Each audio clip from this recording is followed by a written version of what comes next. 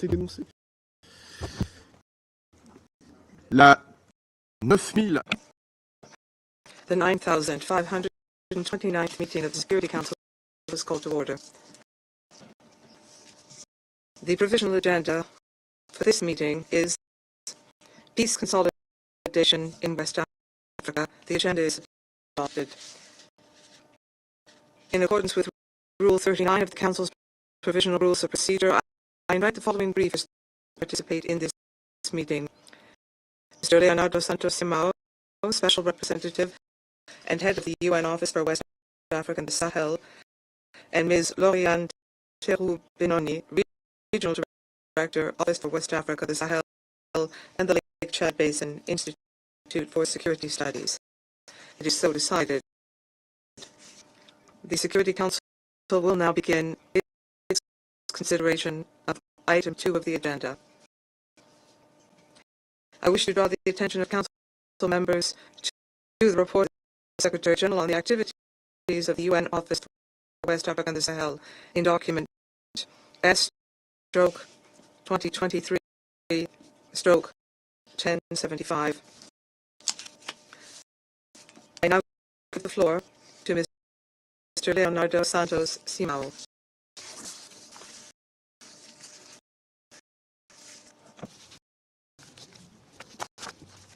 Merci, Monsieur le Président. Thank you, Mr. President, Excellencies, members, distinguished members of the Council.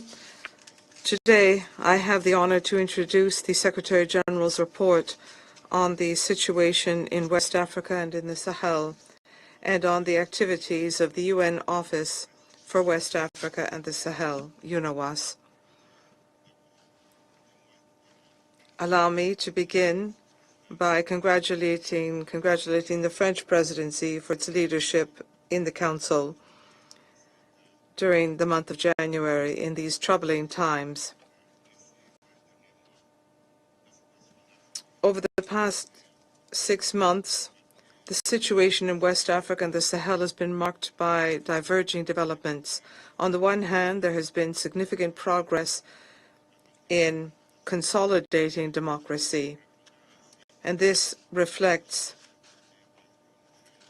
an increasingly demanding young generation's desire for change. In contrast, the security situation and challenges linked to governance remain major concerns, and this has a significant impact on the life of communities and constantly threatens to crush progress achieved in other areas. Distinguished members of the Council, the presidential election in Liberia has shown the capacity of institutions to organize credible elections and to set up governments with constitutional legitimacy. In point of fact, on the 15th of November, following the holding of a second round of a very contested presidential election, the outgoing President George Weah congratulated his opponent and called for national unity. This was a decisive political turning point for a country who was suffering as a result of the civil war, and the memory of that suffering is still fresh in the minds of people.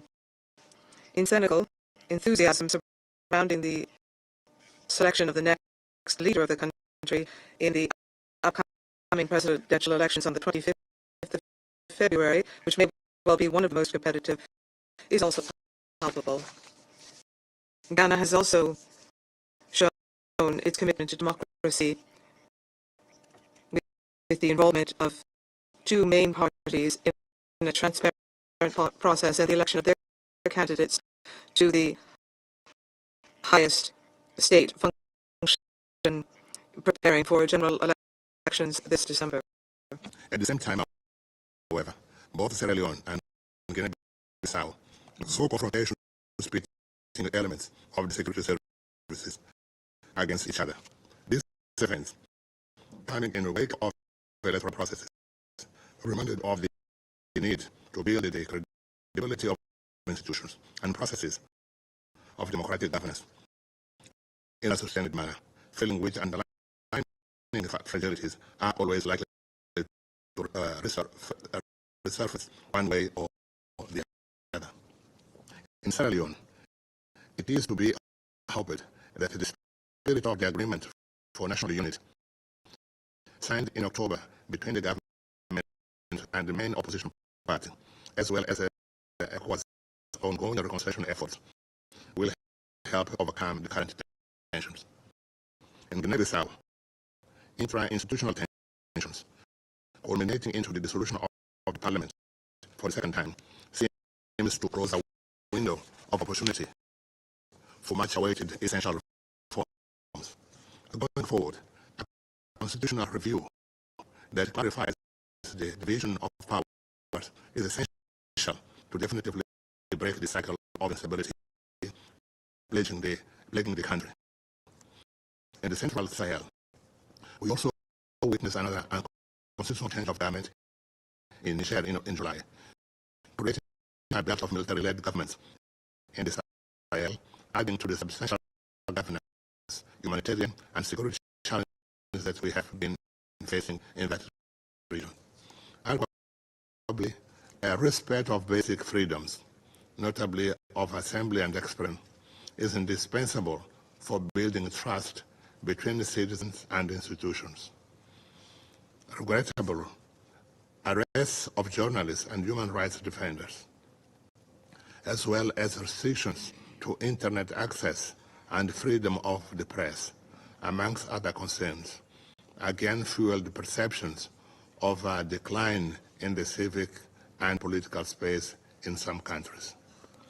Honorable Chair, distinguished members of the Council, on 14th November, the Malian armed forces recaptured the northern city of Kidal, while more consequential steps to bring basic services to the north are expected, reinstalling a governor after 10 years of absence of the central state seems to mark another important step in the terrain of Mali's overlapping conflicts. In this context, however, high levels of uncertainty surrounding the status of the agreement for peace and reconciliation in Mali, and crucially, of political transition that it has yet to see a date for its pre-agreed elections. Meanwhile, insecurity remains prevalent in large parts of the country, including attacks on military camps and civilians, with the swaths of the country currently blockaded by terrorist groups and rising humanitarian needs. While human rights groups in Burkina Faso denounce a forced enrollment of critics into the security forces, a large-scale attack on the northern city of Djibo after years of blockades and deprivation has again highlighted the challenges faced by the transitional authorities to establish security across the national territory. Against this background, the humanitarian situation in the Sahel remains dire. Despite marginal improvements in some areas, the number of people in the entire Central Sahel region requiring humanitarian assistance and protection has increased by 8% compared to 2022, now reaching 34.5 million people. Critically, the period saw a significant rise of refugees into Mauritania, where screening capacities of arrivals are stretched, requiring a preventive approach as much as more support. Distinguished members of the Council, allow me to echo this Council in paying a tribute to the peacekeepers who paid the ultimate price in the service of MINUSMA, as well as to the Malian people for their resilience. In the context of the withdrawal of the mission, discussions are currently ongoing with the UN headquarters and Malian authorities towards a mutual understanding of UNOWA's role, especially relating to residual political issues. Amongst other, an election support mission will soon be visiting Bamako. As we move into a post-MINUSMA Mali, we need to take stock of that decade-long experience and draw lessons required to inform a fast-approaching future.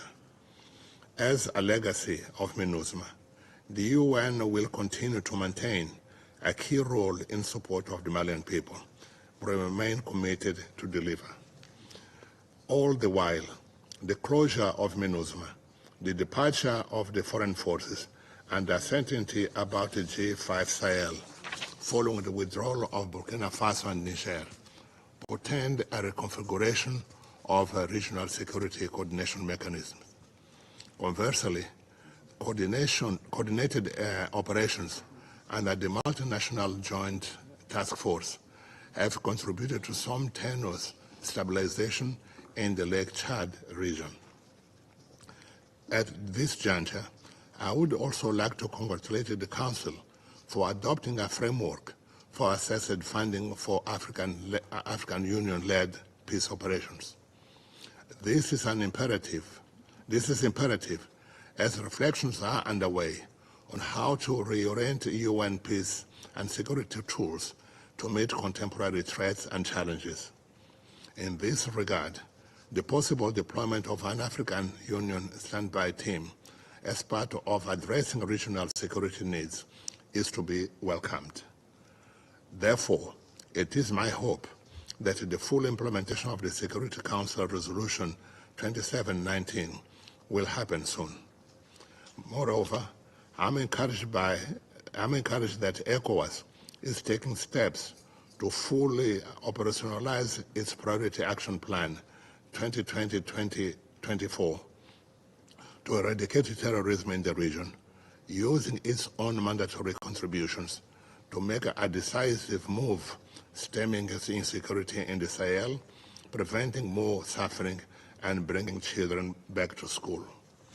Honorable Chair, distinguished members of the Council, as the number of children out of school remains disturbingly high, with thousands of schools closed due to insecurity, compounding the deficit of education systems already thinly stretched before, in November 2023, UNOWAS held a colloquium on the nexus between security, access to education, and governance in the Central Sahel and West Africa, in pursuance of the Security Council Resolution 2601/2021.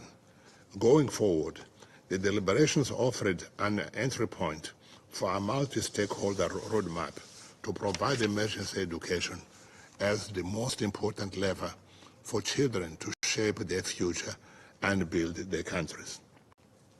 As one example of UNOWA's efforts addressing root causes of exclusion and bad governance, the Conference of the West African Bar Association, held in August 2023, organized with ECOWAS support, came at a time of proliferation of allegations of decrying a lack of independence of the judiciary, gravely impacting on perceptions of the rule of law and the credibility of institutions.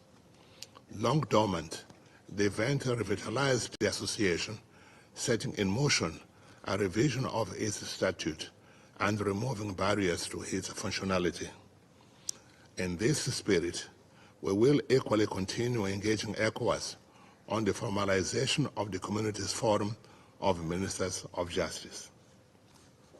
Recognizing the commendable steps that the Gambia has undertaken, advancing the implementation of the recommendations of its Truth, Reconciliation and Reparations Commission, the process of national healing will remain incomplete as long as the Gambia remains under the framework of its 1997 Constitution, which is currently the only one within ECOWAS that does not contain presidential term limits. As I call on partners to generously support the transitional justice process, I wish to urge political actors in the Gambia to ensure adoption of a new constitution, a process that has been on hold since 2020, before the end of the year, as foreseen by the government. distinguished members of the Council, against the multiple challenges, UNOWAS will stay the course and deploy its capacities using good offices, urging humanitarian access, and promoting the observance of human rights and the rule of law. We are making deliberate efforts to enhance our collaboration with the resident coordinators and United Nations country teams, as only when we are all speaking with one voice, interacting with the governments and partners, can we have a meaningful and sustained impact. Allow me at this stage to commend our colleagues from the UN agencies, funds and programs present in the field and delivering steadily in face of extremely challenging circumstances. Above all, as the United Nations Office for West Africa and the Sahel will remain steadfastly fixed on fostering dialogue. Amidst the stalled transitions processes, we have used our unique comparative advantage by effectively leveraging our communication channels with all parties, which has been greatly appreciated by major stakeholders. In this vein, we have contributed to a more conducive environment to overcome the impasse, and I welcome the decision by ECOWAS Authority to resume dialogue with the respective transitional authorities and to consider reviewing sanctions. We will continue advocating for dialogue to accelerate a return to constitutional order, reflecting citizens' aspirations, and ensure transparency, inclusivity, and respect for human rights in the management of transitional processes. Distinguished members of the Council, a few weeks ago, the COP28 ended, marking another step towards tackling climate change. As we all know, though least contributing to global warming, fragile ecosystems, especially in the Sahel band, are particularly affected.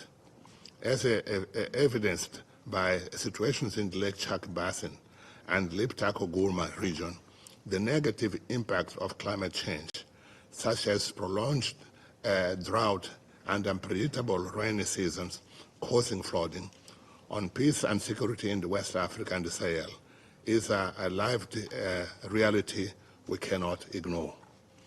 Findings of UNOWA's climate risk assessments indicate that climate change reinforces security risks by exacerbating intercommunal conflicts, increasing social tension, and contributed to displacement, unfair distribution, or unequal access to natural resources, rural-urban migration, violence, and delinquency. Invited to dedicated events in Dubai, UNOWAS has demonstrated how these often overlap with the spread of insecurity that we are currently witnessing, as well as dry out and lands fall shallow, while floods have devastated other areas. It is often women who are bearing the brunt of the vagaries of climate and conflict. It is imperative that women take their place in the instances of decision-making. I therefore salute the effective application of affirmative action commitments and policies in elections last year in Benin, Cote d'Ivoire, and Sierra Leone, which substantially raised the representation of women in legislative bodies.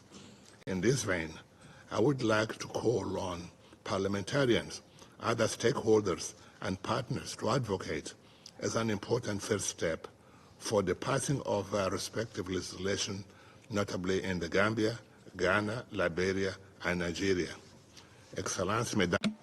Excellencies, ladies and gentlemen, once again, I would like to thank the Council for its support for UNOWAS's missions.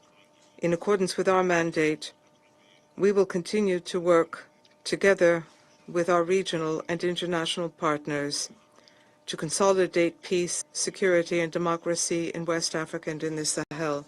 Thank you very much for your kind attention. I thank Mr. Simao for his briefing, and I now give the floor to Ms. Lori Ann Cheru Benoni. Thank you very much, Mr. President. It is a pleasure and a privilege for me to speak this morning at this biannual meeting of the Security Council on the UN Office for West Africa and the Sahel. And I really would like to express our gratitude, the gratitude of our Institute for Security Studies for this invitation. We are an African organization aimed at promoting human security throughout the continent. We carry out independent research and use various forms of technical support. Distinguished members of the Council, with the drawdown of MINUSMA and the announced dissolution of the G5 Sahel and its joint force, this biannual meeting remains one of the rare opportunities for exchange on West Africa and the Sahel with the Security Council, and yet this region continues to face a number of growing challenges: political, security, environmental, climate, and humanitarian. This has just been recalled quite rightly by the UN SRSG in his briefing. At the beginning of the crisis in Mali in 2012, if we had been asked to project scenarios, the situation the region currently finds itself in would undoubtedly have been one of the worst case scenarios. And I would refer here to the rapid expansion of insecurity due to terrorist groups, to the succession and at times recurrence of anti-constitutional changes of government, particularly in the countries most impacted by insecurity. I would also refer to the progressive weakening of regional cooperation, as well as challenges to the peace process, primarily in Mali. The current situation in this region should lead us collectively to consider the choices made by the international community over the past 10 years. We should draw lessons so that the next 10 years will not be considered a lost decade. In point of fact, the people of the region will pay for these mistakes. This situation reminds us as well that there is no short-term miracle solution.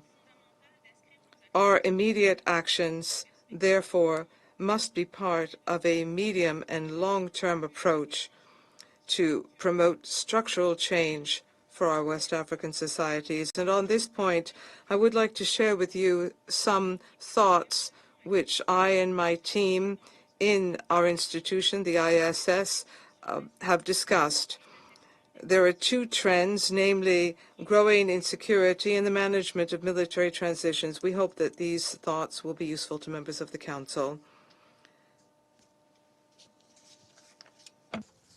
Excusez-moi. I apologize, just a moment.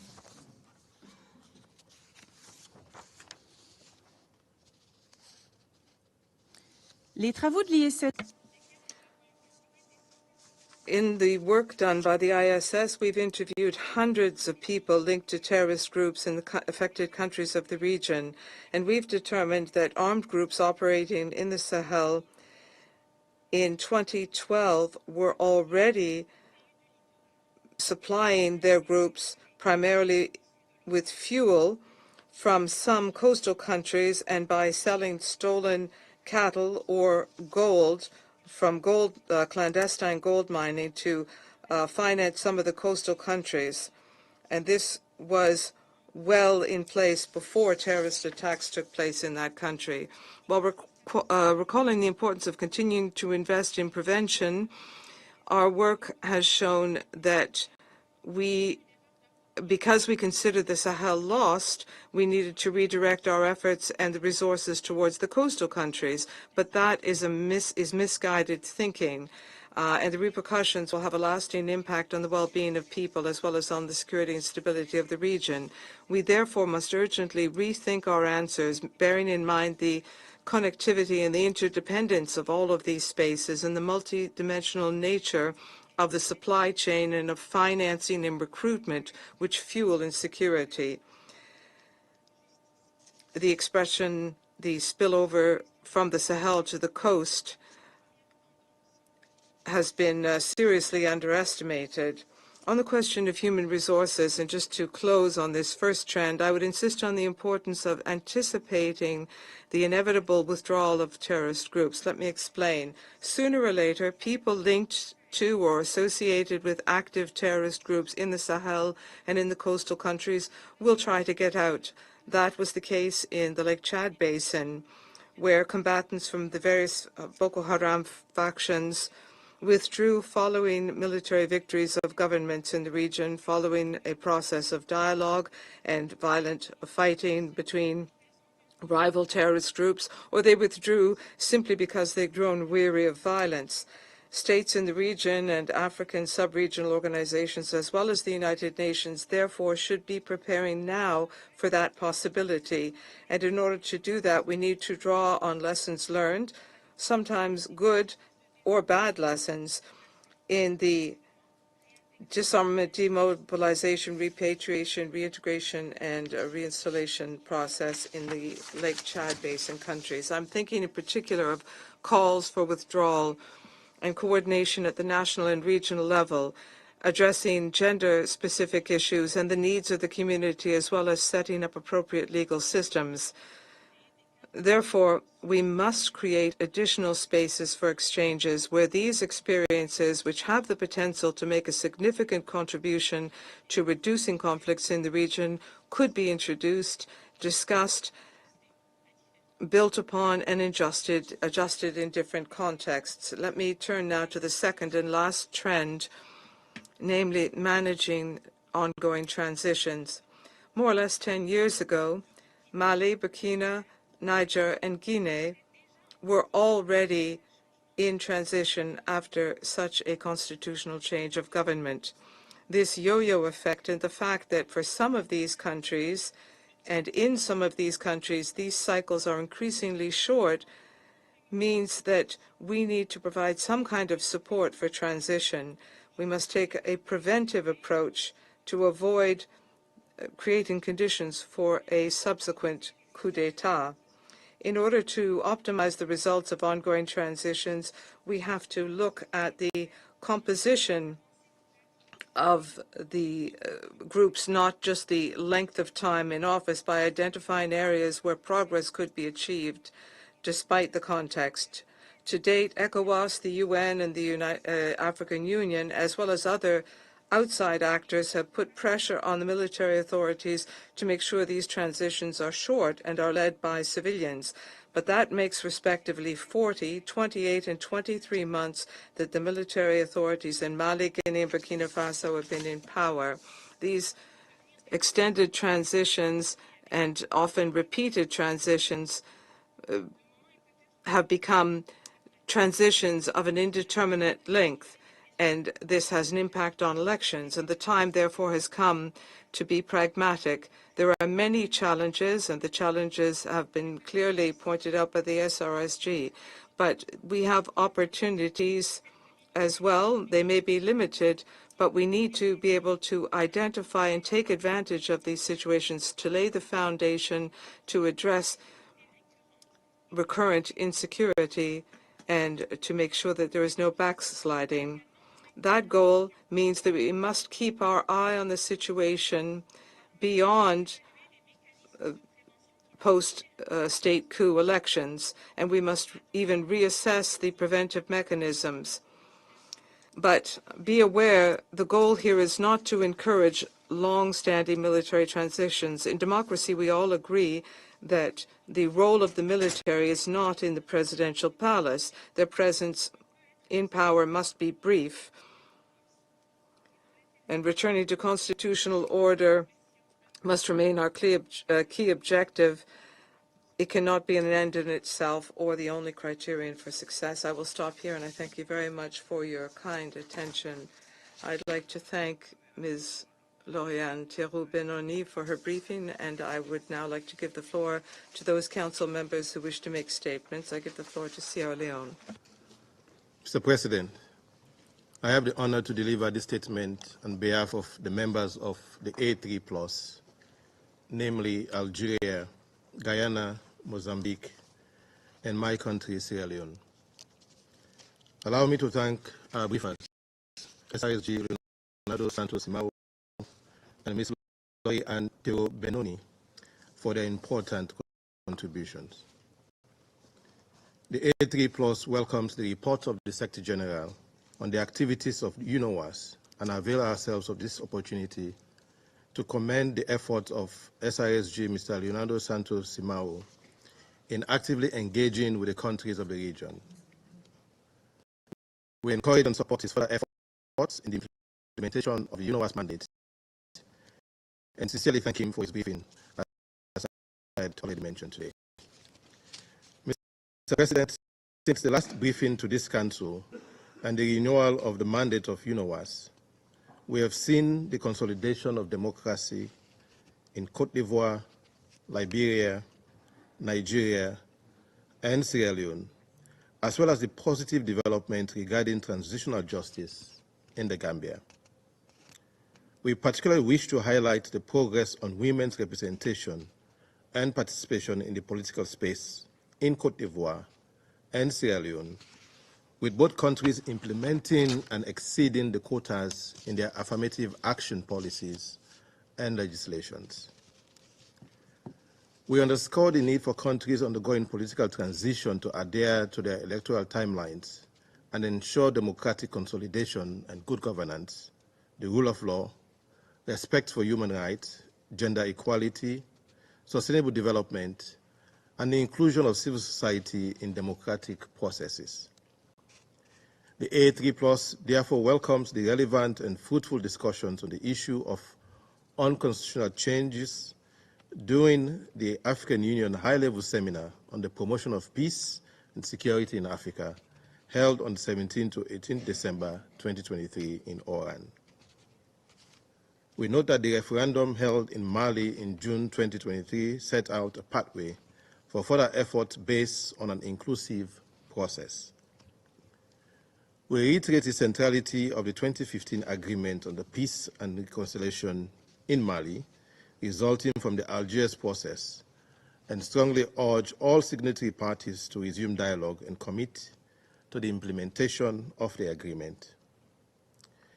We also call on Mali to remain engaged with regional organizations, ECOWAS, the African Union, in realizing peace and stability in Mali. The A3 Plus welcomes the revitalization of the Nouakchott process and reaffirms the importance of coordination of all efforts at regional and sub-regional levels, especially in the fight against terrorism and organized crime in the Sahel and other regions. In this regard, the A3 Plus would like to underscore the roles of the African Center for the Study and Research on Terrorism, the Committee of Intelligence and Security Service of Africa, the African Union Mechanism for Peace Cooperation, the Joint Operations Staff Committee, and the Accra Initiative. We commend the SISG for its effort at alleviating pre- and post-election tensions in Liberia and Sierra Leone, respectively, and call for the implementation of all agreed outcome documents. We are also encouraged by the individual visit of the SISG to two of the A3 Plus countries, namely Sierra Leone and Algeria, to address and develop solutions for sustainable consultative dialogue and pathways to development. The A3 Plus, however, continues to express grave concern over the security situation in the region, especially in the Sahelian countries, where the occupation of territories by terrorists and criminal armed groups leads to an increase in displacement and a deterioration in the humanitarian situation. We further note with concern the growing disengagement with ECOWAS and the security vacuum created by MINUSMA's withdrawal. We also take note of the dissolution of the G5 Sahel. While taking this opportunity to strongly affirm our respect for the territorial integrity and sovereignty of all countries of the region, we call on those countries to engage in dialogue with ECOWAS in a bid to create inclusive solutions to the issues that affect the region. Against this background, we would like to make the following key observations. First, on the political situation. We regret the rising political tensions caused by the shift from democratic to unconstitutional change of government in some countries in the region. We encourage all countries to fulfill their obligations under regional arrangements such as the ECOWAS Protocol on Democracy and Good Governance and the African Union Declaration on the Framework for the OAU Response to Unconstitutional Changes of Government, premised on a participatory approach to governance, including youth, women, and all relevant stakeholders. We welcome the commitment of the SISG and its team in close collaboration with regional stakeholders to implement the decisions in the communique of the 64th Ordinary Meeting of the Authority of the Heads of State and Government of ECOWAS, held on 10 December 2023. We reiterate the need for the current transitional authorities to restore constitutional order, while reiterating the need for continuous engagement between the UN, the AU, and ECOWAS to ensure required support towards enhancing governance and the rule of law in these countries.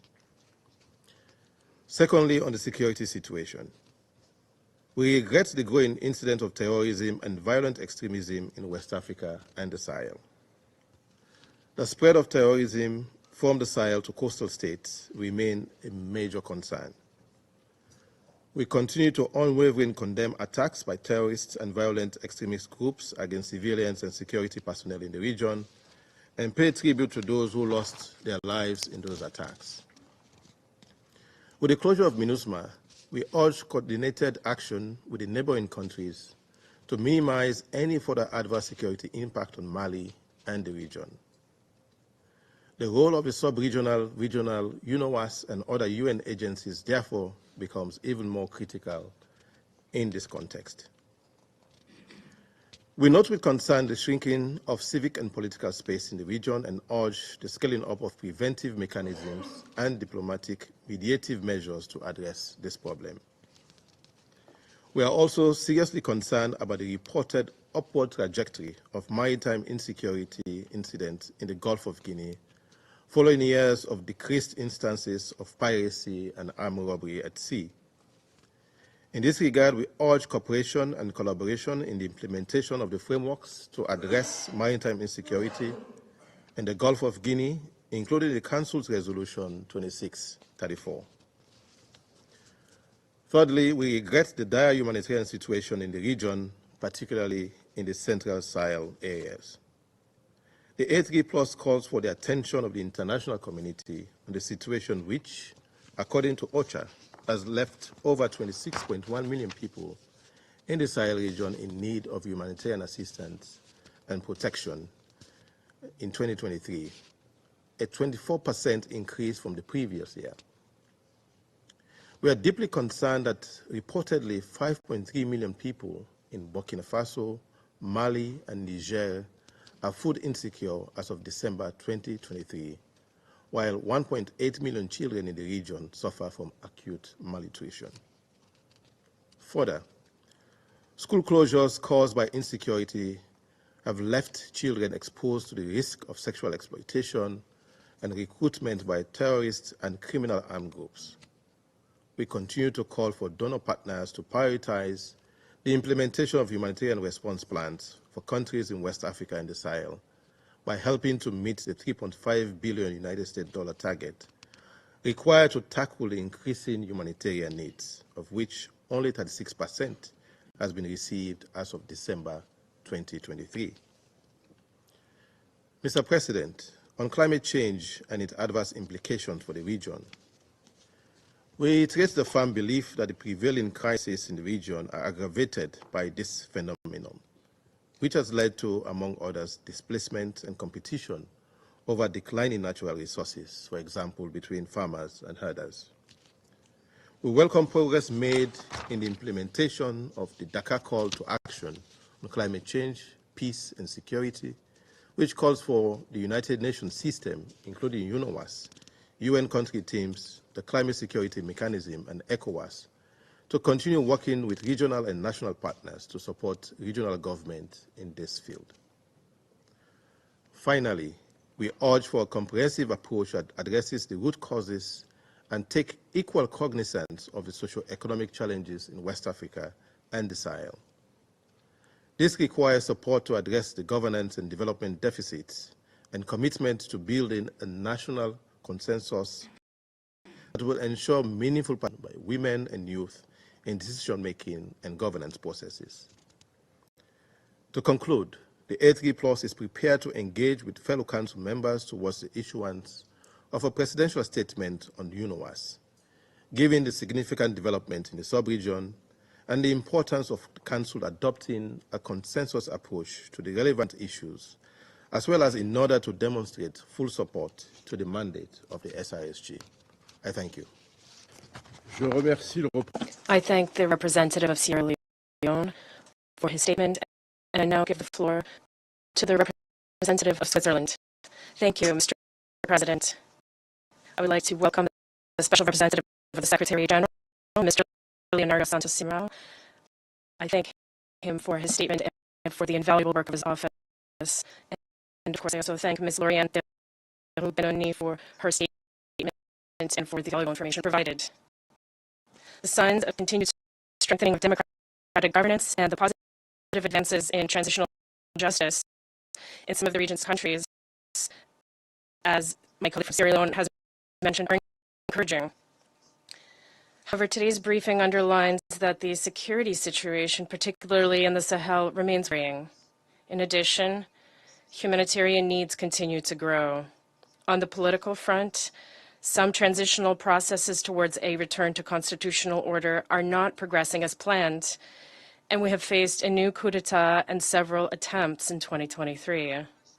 According to the United Nations Charter, the Security Council is mandated to take measures for the prevention and removal of threats to peace. Prevention is the most effective way to avoid new conflicts and the escalation of existing crises. This is why the Secretary General has placed such emphasis on prevention in his new agenda for peace. Given the importance of stability and prosperity in West Africa and the Sahel, several areas require urgent preventive action by the international community, specifically to prevent another lost decade and instead create a decade of opportunity.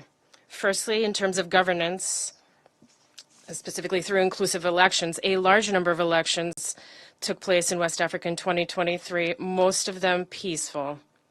In Nigeria, Switzerland supported national partners to reduce electoral violence during campaigns and elections, thus enabling a peaceful outcome. We also welcome the progress made in women's representation in political bodies following the elections in Côte d'Ivoire and Sierra Leone. We support the Secretary General's call to promote and implement legislation on women's empowerment and gender equality. We are also pleased that UNOWAS is supporting Burkina Faso, Ghana, Mali, Mauritania, Senegal, and Togo ahead of their elections this year. This important work includes institution building, the promotion of democratic governance, and general electoral processes and cycles. Secondly, the security situation remains fragile in some regions, with recurrent attacks on the civilian population by armed jihadist groups. With the withdrawal of MINUSMA and the end of the G5 Sahel, the Security Council needs to pay more attention to the region. Now is not the time to disengage. It is crucial to better combine multinational, regional, and bilateral commitments in order to mitigate the risk of a deepening regional crisis. This must be done in close collaboration with the African Union and sub-regional organizations. Thirdly, we continue to face a humanitarian crisis exacerbated by instability, conflict, forced displacement, and climate change.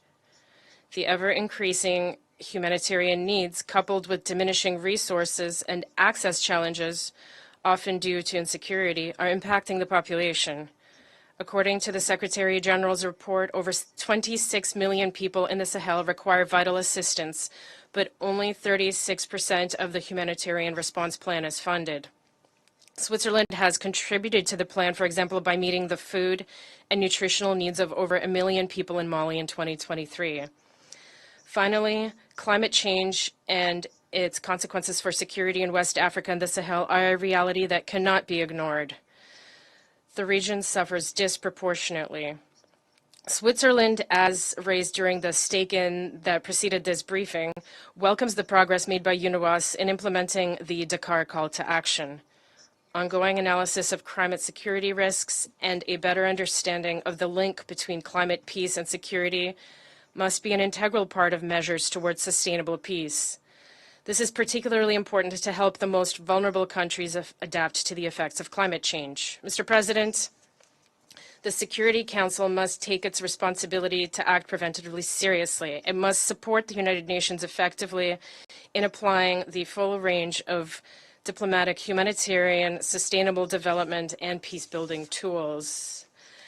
As a co-penholder with Sierra Leone, Switzerland will make efforts towards a presidential statement in order to stress the Council's strong interest in the region. Through this initiative, we wish to reiterate our joint support for the important work of UNOWAS in all areas of its mandate. I thank you.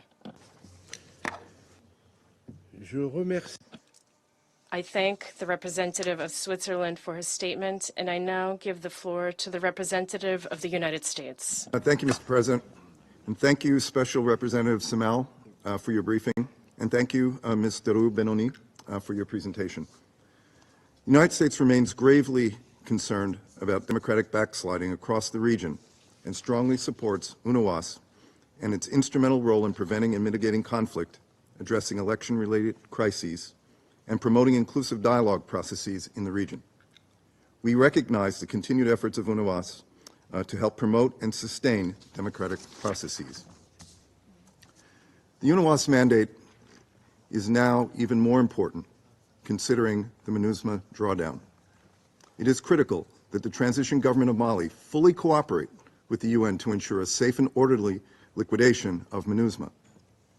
This includes fully respecting its continuing obligations under the Status of Forces Agreement. We strongly support the continuation of UN good offices in Mali and support to mediation, the Algiers peace process, and the political transition.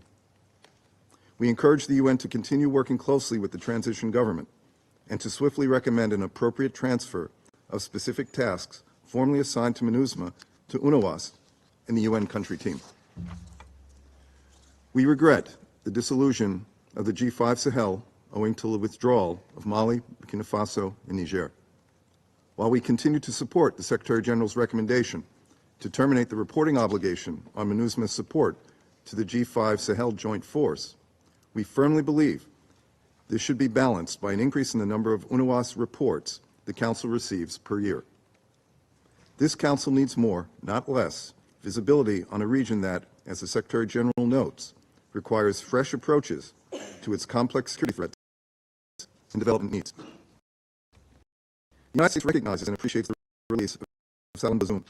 We look forward to progress on the release of former President Bazoum and others unjustly detained following the military coup d'etat. We encourage negotiations between Niger's National Council for Safeguarding the Homeland and ECOWAS, and we look forward to an agreement with actionable items for a quick and credible timeline to usher in democratic governance in Niger and restore peaceful cooperation between Niger and its neighbors. We welcome Sierra Leone to the Council, applaud its actions to implement the terms of the Agreement of National Unity, and support the speedy progression on this important process. We also want to underscore the need for UN resident coordinators in Burkina Faso and Niger. Resident coordinators lead the UN's work to support development efforts and are vital to the delivery of much-needed humanitarian assistance to support all people. We remain deeply concerned by growing instability in coastal West Africa, exacerbated by internal political tensions and terrorism and violent extremism in the Sahel, which remains an epicenter globally for terrorism-related deaths. Terrorists know no borders, and instability in the Sahel cannot be addressed effectively without collaboration among regional states. We look forward to the Secretary General's Africa Counterterrorism Summit in Abuja, where we can discuss enduring solutions to these shared threats. We cannot ignore the fact that the Wagner Group is committing human rights abuses and endangering the safety and security of civilians, peacekeepers, and UN personnel. Its presence and operations are inhibiting the work of the UN and not only failing to address the immediate terrorist and violent extremist threat, but also exacerbating popular grievances, contributing to the likelihood this threat will grow. Finally, the United States calls on members of the Security Council to reinvigorate collective action to support our African partners in addressing the problems that cross borders. We applaud UN, UNOWAS, the AU, and ECOWAS efforts to support the region, and would support a presidential statement to reaffirm the Council's commitment to UNOWAS and West African security. Thank you, Mr. President. Je remercie le représentant. I thank the representative of the United States for his statement, and I now give the floor to the representative of the Republic of Korea. Thank you, Mr. President. I extend my gratitude to Special Representative Mr. Simao and Ms. Theru Benoni for their informative briefings today. At the outset, in light of the recent withdrawal of MINUSMA, the Republic of Korea commends the dedication of MINUSMA personnel who tirelessly executed their mandate amid challenging conditions. We also appreciate the work and efforts of UNOWAS and its active engagement in the region, particularly in executing its good offices and building bridges between regional, sub-regional organizations, ECOWAS in particular, and the governments of the region. As the Secretary General pointed out in his report, West Africa and the Sahel is a fast-evolving region with heightened political tensions and instability. The region faces overlapping challenges of violent extremism, trafficking, transnational organized crime, and the adverse impacts of climate change, aggravating an already dire humanitarian situation. In light of these circumstances, I wish to emphasize 3 points. First, establishing strong and inclusive democratic governance is essential to bringing stability in the region. The Republic of Korea applauds progress in Liberia and Gambia, where elections and transitional justice reforms have been conducted peacefully. However, the slow restoration of a constitutional order in transitional governments of several countries in West Africa and the Sahel are deeply concerning. We urge all countries undergoing political transitions to adhere to a timely return to constitutional order in collaboration with ECOWAS following the December summit. We expect UNOWAS to continue to play a significant role in this regard. Along this process, civic space and the full and meaningful participation of women should be ensured at all levels. Second, widespread insecurity in the region remains deeply concerning. According to the Global Terrorism Index report of 2023, the Sahel is among the most affected regions globally, witnessing a surge by 20 times in terrorism-related deaths over the past 15 years.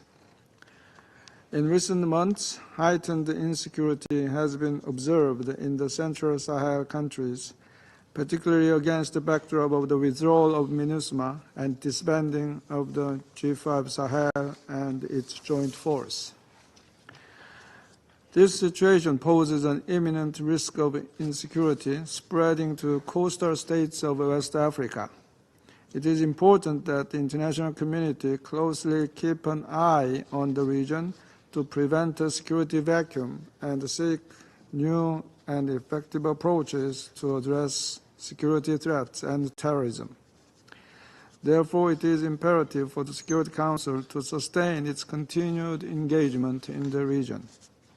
The Republic of Korea encourages the countries of the region to strengthen cooperation and welcomes increased regional security coordination through initiatives such as the Accra Initiative. At the same time, in any military operation addressing insecurity, human rights and international humanitarian law should be strictly adhered to. Third, the humanitarian situation continues to remain dire, with over 30 million people in urgent need of life-saving assistance in the Sahel.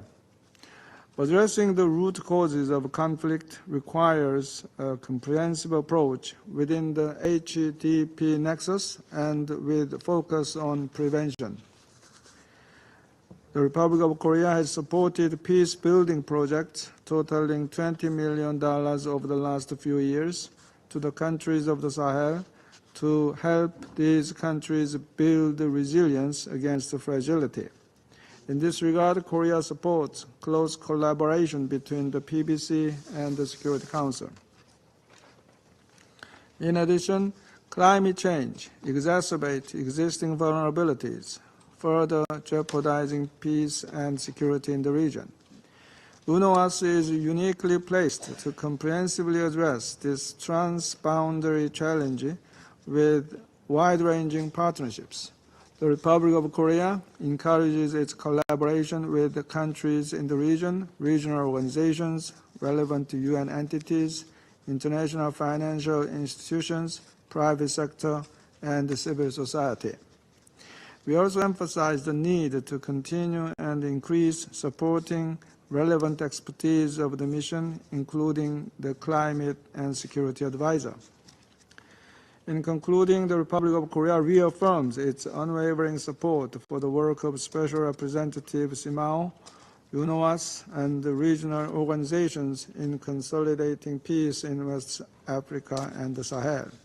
We also join A3+, Switzerland, and other members in calling for the adoption of a presidential statement to underscore our support for UNOWAS mission. I thank you, Mr. President. Je remercie. I thank the representative of the Republic of Korea for his statement, and I now give the floor to the representative of China. Mr. President, I thank Special Representative Simao and Ms. Benoni for their briefings. Since last year, the countries of West Africa and the Sahel have made considerable efforts to maintain peace and stability in the region. China is pleased to see that Nigeria, Sierra Leone, and Côte d'Ivoire have successfully completed their elections, while Senegal and Togo are fully engaged in political dialogue, which have yielded positive results. However, the situation in the region continues to face multiple difficulties and challenges. The political situation in some countries remains volatile, with growing social tension internally. This year, general elections are scheduled in several countries in West Africa, and the political transition and peace processes in Mali, Niger, and other countries have entered a critical phase. China supports regional countries in bridging their internal differences through political dialogue so as to create conditions for peace and reconciliation. It is important to bring confidence and hope to the people through improving governance and strengthening state authority. The international community should support regional countries in independently choosing their own path of development in accordance with their own national conditions. To impose and engage in democratic transformation has proved of no value in addressing the root causes of unrest and has in some cases led to new chaos. China supports the constructive role that ECOWAS continues to play in regional affairs. Efforts by UNOWAS to support the political and peace processes in Mali and other countries should be carried out in line with the will of the countries concerned and should form synergy with those deployed by ECOWAS. Mr. President, countries in West Africa and the Sahel have long been at the forefront of the international counterterrorism struggle, and countries including Nigeria, Mali, Niger, and Burkina Faso have been proactive in countering terrorism and maintaining stability. They have made tremendous efforts and sacrifices in doing so. At a summit held last month, ECOWAS reaffirmed its commitment to speeding up the deployment of the standby forces and conducting joint counterterrorism operations. These efforts deserve our recognition. However, at the same time, extremist and terrorist activities remain rampant, while counterterrorism cooperations in the Sahel region find itself in a difficult situation at the moment. In face of the common challenges, the countries of the region should uphold the vision of common security, close ranks in counterterrorism cooperations, and every chain along terrorism front. The international community should take stock of the lessons learned in the past, more pragmatic and effective approach supports the countries of the region in upgrading their counterterrorism capacities and revitalizing regional counterterrorism cooperation without delay. Mr. President, since last year, countries in the region have been facing multiple challenges such as slowing economic growth, high inflation, food insecurity, and humanitarian crises. These problems are acute in some countries, and their negative impact on the political and the security situation must not be ignored. The Secretary-General's report calls for greater attention to those issues and for a holistic approach to addressing the root causes of conflict. UNOWAS should strengthen coordination with relevant country teams, take an integrated approach to both tasks of peace and development, and support the United Nations Support Plan for the Sahel and the strategy for the stabilization, recovery, and rehabilitation of Lake Chad in order to achieve tangible results in the region. Meanwhile, the international community should provide financial and technical support to the countries of the region in terms of infrastructure development, employment, and income generation, with a view to enhancing people's livelihood. Through bilateral and multilateral cooperation under the framework of the Forum on China-Africa Cooperation and the Global Development Initiative, China has been providing support to countries in the region to enhance capacity building and achieving inclusive and sustainable development, which will help to gradually build the foundation for lasting peace and stability. China's Foreign Minister Wang Yi will go to the region next week, where he will pay a friendly visit to Togo and Côte d'Ivoire. This visit is a continuation of the good tradition of ours over the past 34 years, by which China's foreign minister's first visit abroad in the new year will be to Africa, and it will bring China's contribution to promoting peace and stability in the region. Thank you, Mr. President. Je vous remercie. I thank the representative of China for that statement, and I now give the floor to the representative of Malta. Thank you, President. I also thank SRSG Simao and Dr. Thierry Benoni for their insightful briefings today. Malta welcomes the Secretary-General's report and expresses gratitude to the SRSG and UNOWAS for their efforts in promoting democratic processes and mitigating crises in an evolving region. We welcome elections held in Nigeria, Liberia, and Guinea-Bissau in 2023. Notably, we recognize the increased representation of women in political and appointed positions in Benin, Sierra Leone, and Côte d'Ivoire, following their recent elections. Looking ahead to 2024, we anticipate elections in Senegal, Mauritania, and Ghana. We call for free, fair, and transparent electoral processes that allow all eligible citizens to participate as voters, candidates, and observers.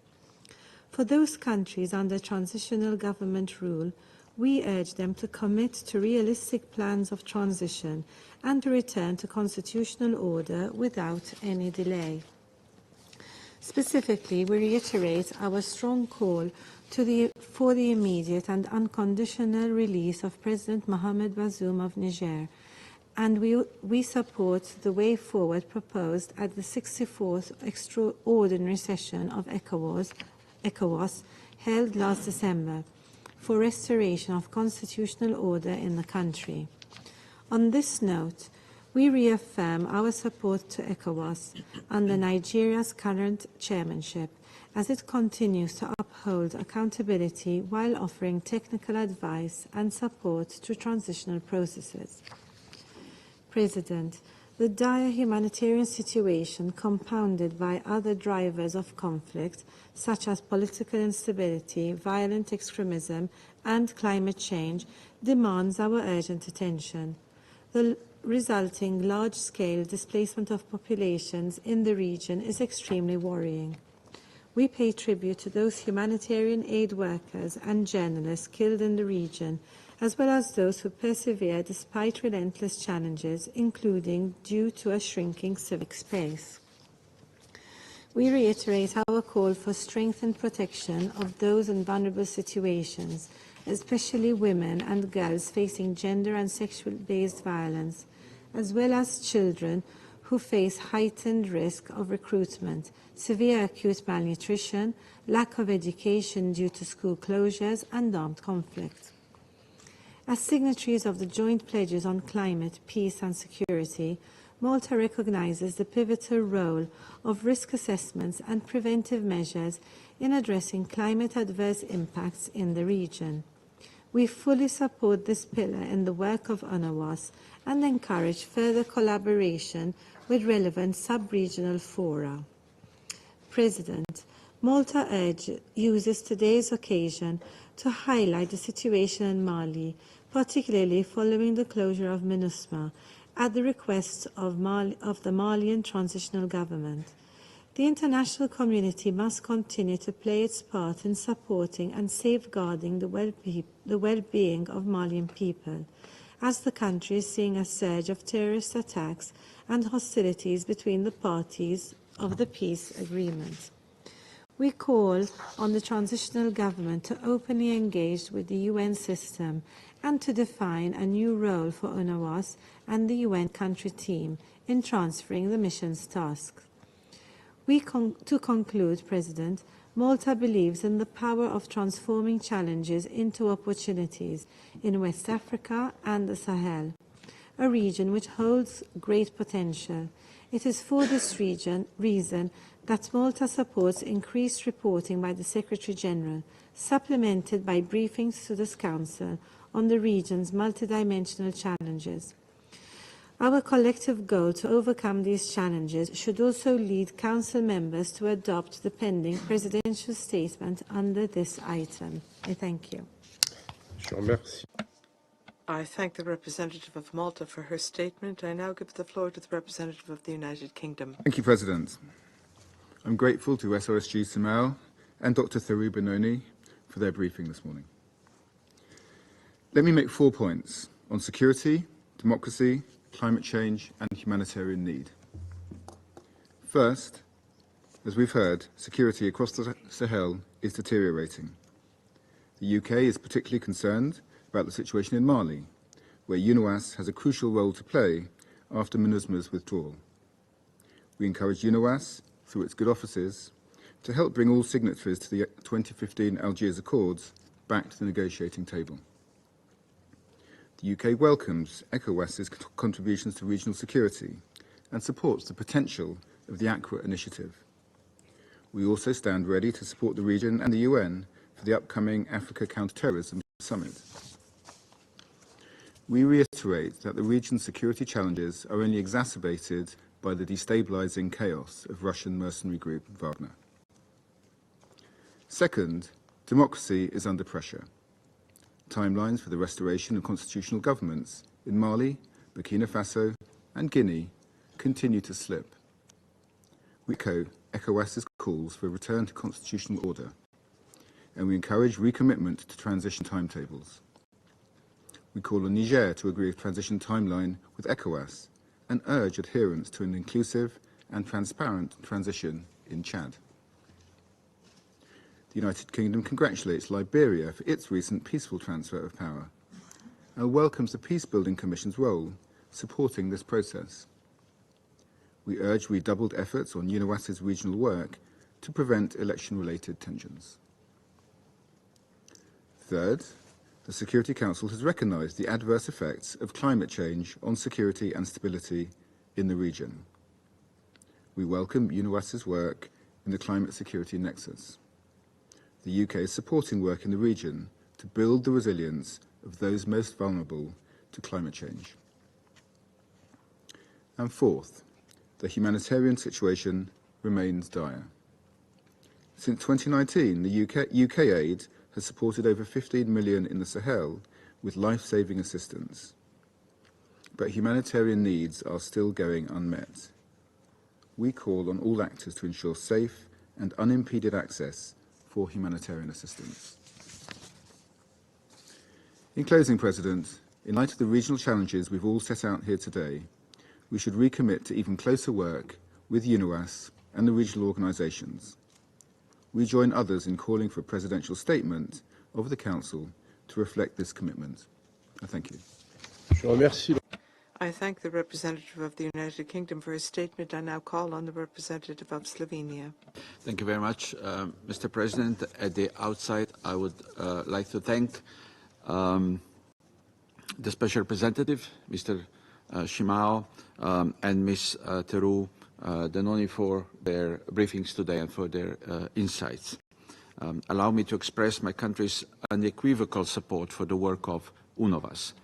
We particularly welcome Special Representatives' good offices across the region. The office's work in conflict prevention, mediation and advocacy proves to be more important than ever, and I would like to reflect upon some important elements emphasized by today's briefers. First, on the importance of democracy. Our own story of transition to a democratic society informs our understanding of the challenges our partners in West Africa face in their efforts to consolidate democratic processes. But it is also our own experience that testifies how integral the support of regional and international partners is to ensure that the road to transition is a successful one.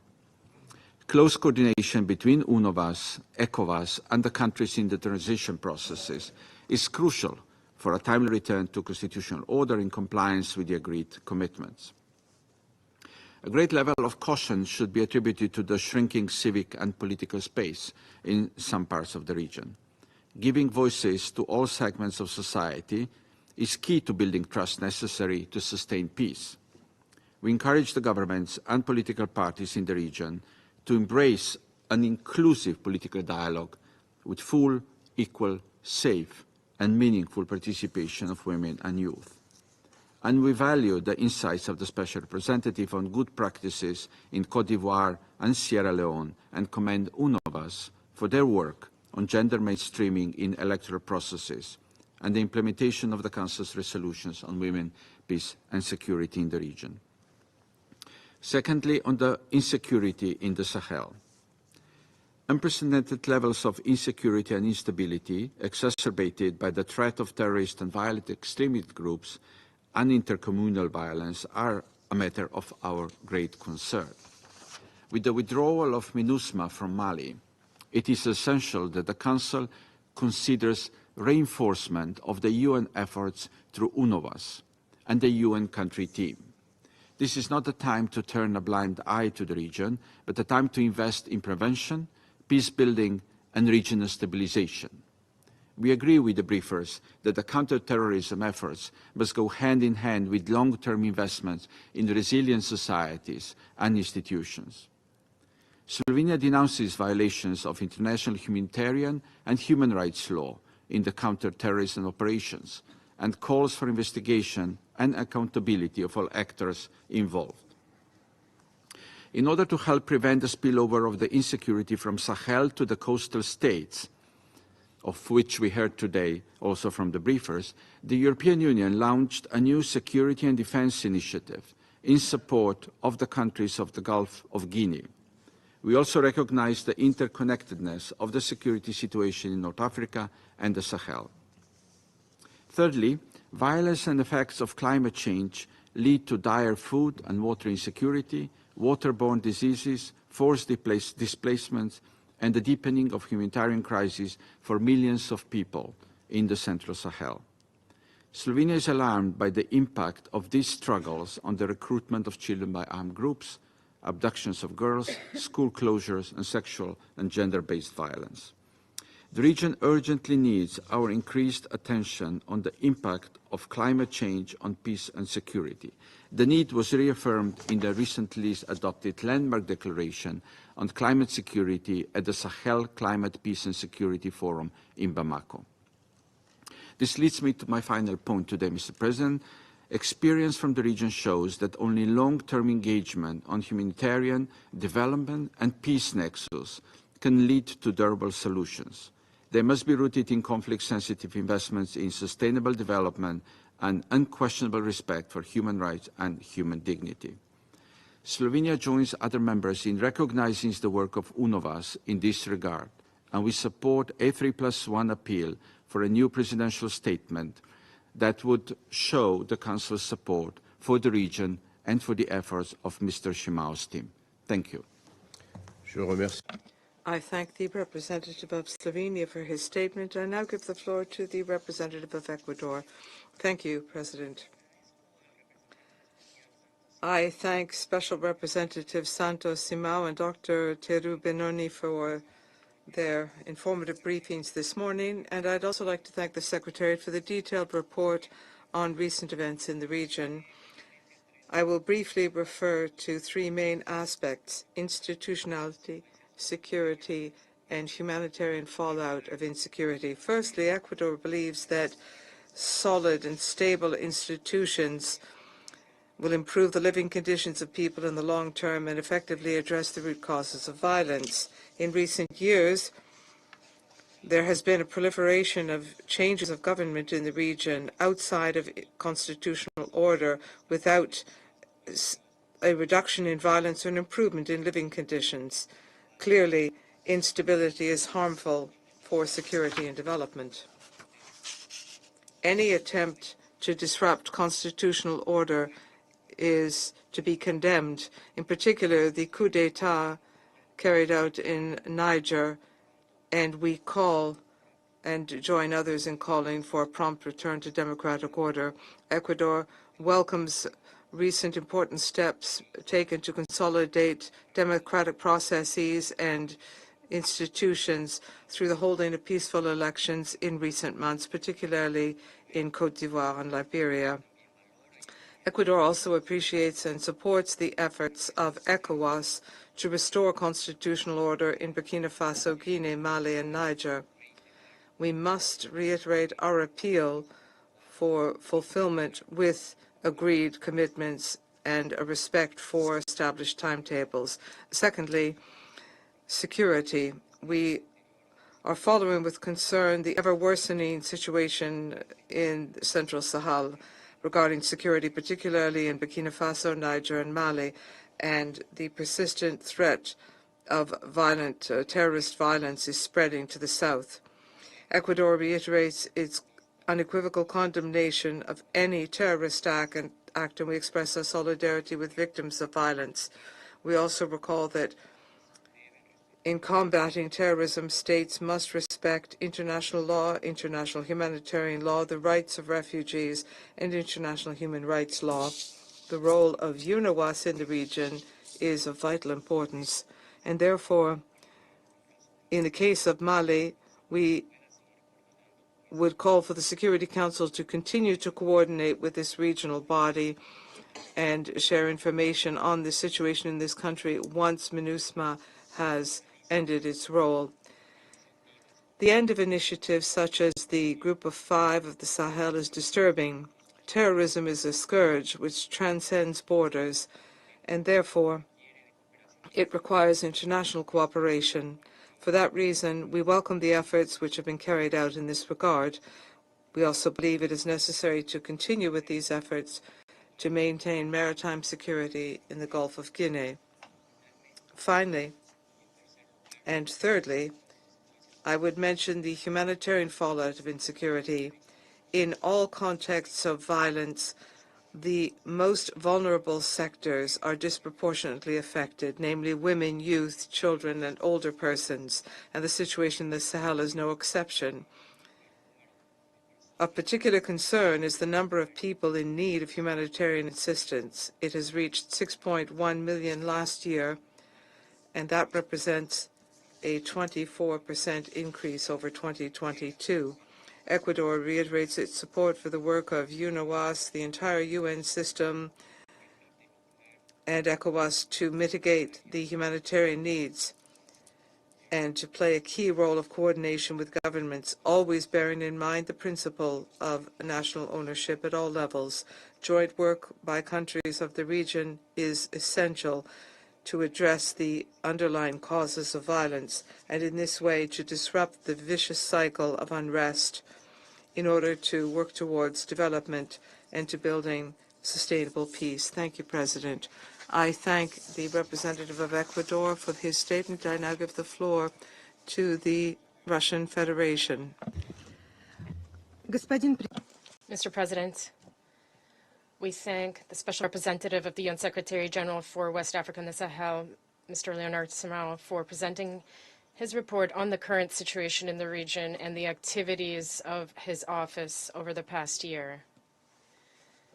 We also listened closely to Ms. Laurianta Rubinini. The situation in the Sahara-Sahel region is not improving, and this is primarily due to the growing terrorist threat. The growing fighting capacity of the Islamic State in West Africa is complicating the security situation in the countries of the Lake Chad Basin. The situation remains tense in northeastern Nigeria as well as in Chad, where the authorities are forced to deal not only with fighting jihadists, but also with the issues of providing for numerous refugees from neighboring Sudan, as well as addressing their own domestic challenges. Terrorist organizations in the Sahel region are gradually expanding their area of operations towards the states of the Gulf of Guinea, including Benin, Cote d'Ivoire, and Togo.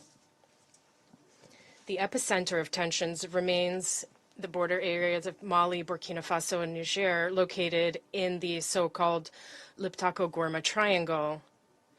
Jihadists from the Islamic State in the Greater Sahara, as well as Jamaat Nasr al-Islam wal-Muslimin, or JNIM, are becoming more active. Thus, on November 26, 2023, a large JNIM formation attempted to seize a village in Djibo in northern Burkina Faso. On December 3, 2023, fighters from both terrorist organizations launched a time-coordinated attack on military garrisons in 4 Malian cities in the eastern and central regions. Achieving long-term stabilization requires the collective support of the international community for Mali, Burkina Faso, and Niger, which have become the vanguard of the fight against trans-African terrorist groups. We welcome their coordinated efforts to combat terrorists. We consider the persistent actions of external players aimed at ousting the undesirable transitional leadership of those countries, including by using their levers of influence in the region, to be destructive. It is important for ECOWAS to establish a dialogue with the 3 states, overcome internal divisions, and focus on addressing common threats in the region. We hope that the community's lifting of the travel ban on the authorities of the Sahelian states will finally lead to the establishment of long-awaited cooperation in the region without the use of ultimatums and sanctions. We are particularly alarmed by the humanitarian situation in Niger, and we believe that restoring economic ties is important both for the population of the country itself as well as its neighbors in the region. We're of the view that the leading role in maintaining peace and security in the Sahara-Sahel region should be played by the states of the region themselves. In this context, we believe that the course taken by the authorities of Mali, Burkina Faso, and Niger towards comprehensive integration is justified. An important element of this was the conclusion of an agreement by these states on September 16, 2023, on mutual security commitments. The increased cooperation among the 3 Sahelian states is already yielding positive results. Their armed forces are conducting effective joint counterterrorism operations. For Mali, a key milestone was the restoration of control over the town of Kidal. This result was achieved by the Malian military in the difficult context of the drawdown of the United Nations stabilization mission and the dissolution of the G5 Sahel.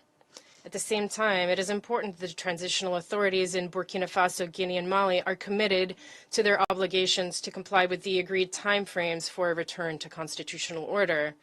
Having said that, we understand the need to push back the elections in Mali for technical reasons from early 2024 to a later date. We note Bamako's efforts to conduct political and institutional reforms and adopt a new constitution. The completion of the transitional period in these states must take place without imposing foreign prescriptions and be based on sober, realistic assessments of the situation. These are the principles that guide our country in providing bilateral assistance to those who require it. We believe that it is unnecessary to establish additional reporting linked to the situation in the Sahel or its individual states. We believe that the reports of the Secretary General on UNOWAS sufficiently cover the issues of the region at this stage. We support the activities of the office in this regard. For our part, we will continue contributing constructively to the efforts of the international community aimed at achieving stability in the Sahel-Sahara region. We will continue to provide assistance to Sahelian states on a bilateral and multilateral basis, including in the areas of enhancing the military capabilities of national armed forces, training of military and law enforcement personnel, as well as the provision of humanitarian assistance. Thank you for your attention. Je remercie la représentante. I thank the representative of the Russian Federation for his statement, and I now give the floor to the representative of Japan. Thank you, Mr. President. I thank SRSG Siman and Dr. Theo Beroni for their briefings. Japan applauds the continued laudable work of UNOWAS. As we see persisting challenges in West Africa and the Sahel, UNOWAS's good offices and its work enhancing regional cooperation enhancing regional cooperation and promoting good governance, the rule of law, human rights, and gender mainstreaming remains as important as ever. In this regard, it is high time for the Security Council to speak in one voice to support UNOWAS's mission through the adoption of the presidential statement. Mr. President, for sustainable peace and stability in the region, Japan emphasizes again the centrality of democracy and good governance. We welcome some positive political developments in the region, including the conducting of a peaceful election in Liberia. At the same time, the region continues to be marked by heightening political tensions, shrinking civic and political space, and instability, such as military takeover in Niger last July. A timely and swift return to constitutional order in Burkina Faso, Guinea, Mali, and Niger is pivotal, and Japan encourages UNOWAS and the UN country teams to assist in this endeavor. Further deterioration of the security situation in the region is gravely worrying, as well as its spillover effect to the littoral states of the Gulf of Guinea. Japan notes with concern the upsurge in clashing and violence in Mali and its impact of civilians in the wake of MINUSMA's withdrawal. In combating terrorism and violent extremism, Japan commends the concerted efforts by regional partners, including through the Accra initiatives and the multinational joint task force. Taking this opportunity, as MINUSMA completed its withdrawal, Japan applauds the dedication shown by the leadership and personnel over the past decades. Continued insecurity in worsening the already dire human rights and humanitarian situation. Japan deplores the closure of so many hospitals and schools. The latter not only robs children's right to education, but leaves them vulnerable to recruitment by armed groups and to sexual exploitation. We must also tackle the adverse effects of climate change and environmental degradation, which are compounding the existing vulnerabilities. Mr. President, in tackling the multiplying and deepening challenges the region is facing, adopting a humanitarian development peace nexus approach is essential. Inclusiveness is also key, reflecting the voices of various actors, including women and youth, who are most affected. Japan, on its part, will continue to support the region, placing human security at the center of our efforts. Lastly, given MINUSMA's withdrawal and the announcement of the decision to dissolve the G5 Sahel, the Council is expected to have fewer opportunities to discuss the Sahel region. However, considering the challenges the region faces, now is not the time for the Council to lessen its attention and visibility, but remain actively engaged. Japan stands ready to work constructively with our fellow Council members to find the best way forward. I thank you, Mr. President.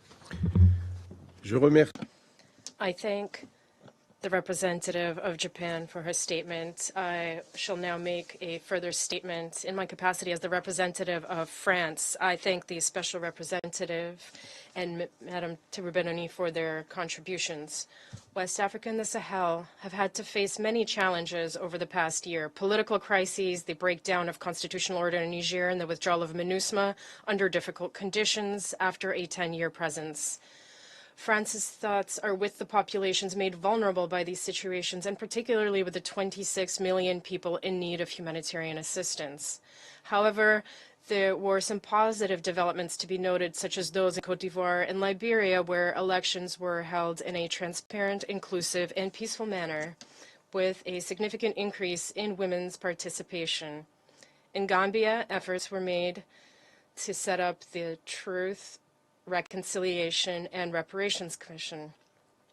France welcomes the mobilization of ECOWAS, which is working tirelessly to promote democracy and a return to constitutional order in all the countries where it has been undermined. France encourages UNIWAS to pursue its efforts in support of regional organization to promote the rule of law, good governance, and human rights.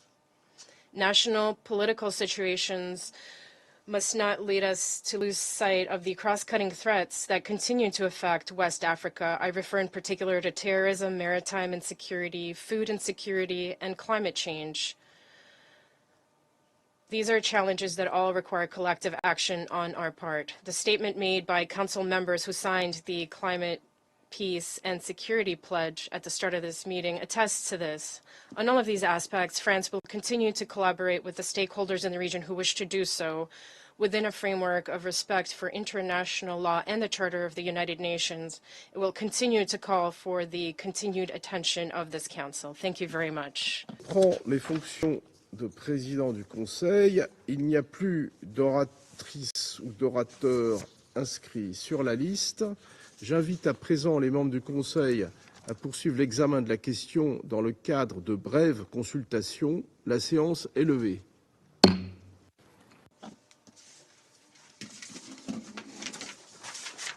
Brief consultation.